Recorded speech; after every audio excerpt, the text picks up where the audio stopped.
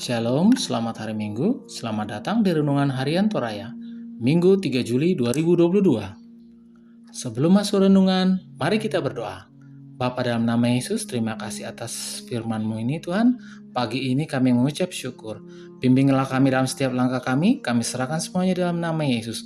Haleluya, amin. Renungan terambil pada Yeremia 6 ayat 10-21. Yeremia 6 ayat 10. Kepada siapakah aku harus berbicara dan bersaksi, supaya mereka mau memperhatikan? Sungguh, telinga mereka tidak bersunat, mereka tidak dapat mendengar. Sungguh, firman Tuhan menjadi cemoohan bagi mereka, mereka tidak menyukainya. Yang pahit yang menyembuhkan.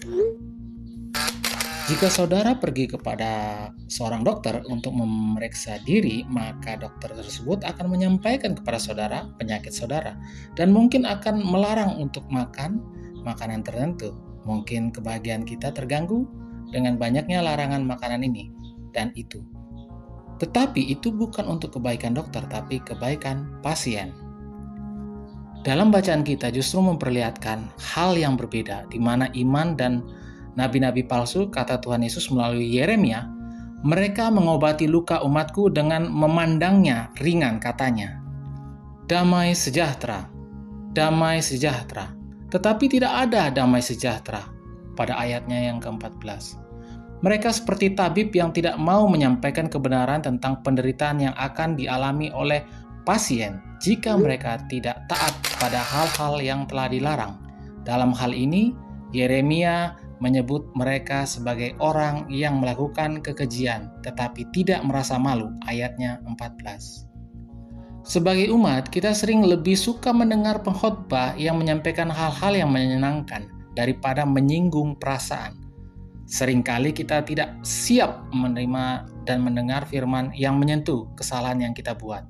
Tetapi kita tahu bahwa di sanalah awal mula kehancuran Israel.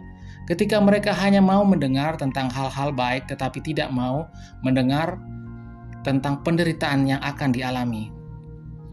Karena itu adalah lebih baik mengetahui penyakit kita sejak awal supaya kita bisa mengantisipasi penderitaan yang lebih mengerikan. Dan jangan menutup telinga jika firman itu menegur kita, karena adalah lebih baik teguran yang nyata-nyata daripada kasih yang tersembunyi.